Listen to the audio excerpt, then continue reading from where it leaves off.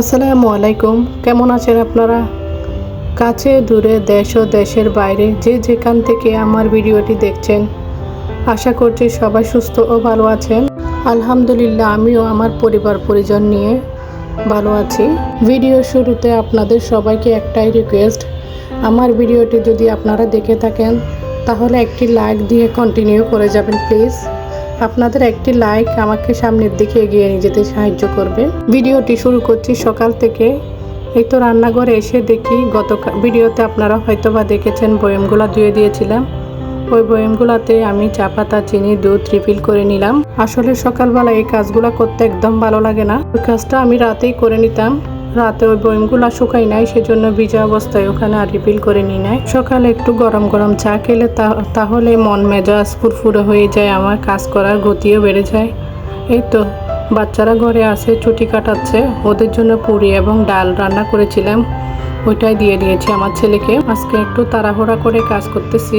রান্নার পর্যায়ে শেষ করে আজকে আমি বেডরুম গুছাবো, মানে পরিষ্কার করব, ডিপ ক্লিন করে নেব আজকে। ওটাই আপনাদের সাথে শেয়ার করব।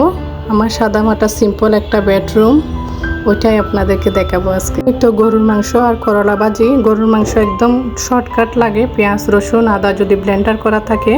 আর করলা ভাজিটাও বসিয়ে দিয়েছি আমি। কাটাকুটির ঝামেলাটা আপনাদেরকে আর দেখালাম না, এগুলা দেখাতে গেলে ভিডিওটা অনেক বড় হয়ে যাবে।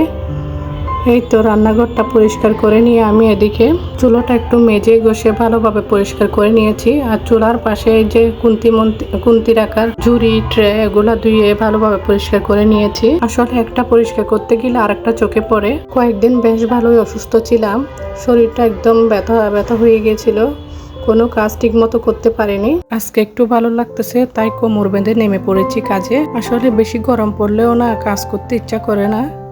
আজকে বৃষ্টিও পড়তেছে, আমি ভাবতেছি একটু বেডরুমটা গুছিয়ে একদম পরিষ্কার করে নিই। কাঁথাগুলো এই ঝুড়ির মধ্যে রাখি, দরজার পিছনে তাকে দেখা যায় না। যতই বলেন কাঁথা বা এক্সট্রা কাপড় চোপড় দেখা গেলে না রুমটা এলোমেলো লাগে। যতটুকু পারা যায় চোখের আড়াল করে রাখি আর কি। খাটটা ভালোভাবে মুছে নিচ্ছি। আসলে ফুলের এই কাঠগুলা ভিতরে ভিতরে এত ময়লা জমে, যতই মুছেন ভিতরে তাও ময়লা থেকে যায়। এই সবগুলো ফার্নিচার না আমার বিয়ের পর দিয়েছে বাপের বাড়ি থেকে। যতনে রতন ফলে বলে না, তাও একটু মুছে মুছে রাখি বলে এরকম আছে, না হলে আরো অবস্থা খারাপ হয়ে যেত। অনেক বছর হয়ে গেছে এগুলার বয়স। এই ছোট্ট ওয়ার্ড্রোফের মধ্যে মেয়ের কাপড় চোপড় রাখি। আর এই ড্রেসিং টেবিলের কথা কি বা আর বলবো, এটা আমার আর ড্রেসিং টেবিল নাই, এটা মেয়ের খেলনার টেবিল হয়ে গেছে। আমার মেয়ে সব সময় এখানে খেলনা রাখে, আর আমার গুলা সব ও ভেঙে চুরে একাকার করে ফেলছে। ওর জন্য এই ড্রেসিং টেবিলের উপর কিছু রাখা যায় না। আমার মেয়ে অনেক সাজুগুজু করে, ওখানে যা কিছু থাকে ওগুলা দিয়ে দিতে থাকে, আর ওগুলো সব এখন আর নাই, ভেঙে গেছে। এখন আর কিছু রাখি না এর উপর গ্লাসটাও ভেঙে গেছে অনেক দিন ধরে, কিন্তু লাগানো হচ্ছে না। আমার এটাও ভালোভাবে মুছে নিয়েছি, উপরটা ভালোভাবে ঝেড়ে দিচ্ছি। অফ ক্যামেরায় ফ্যানটাও মুছে নিয়েছি। এই তো দরজাটাও মুছে নিয়েছি। ঘর ঝাড়ু দিয়ে মুছে নিলে কাজ শেষ।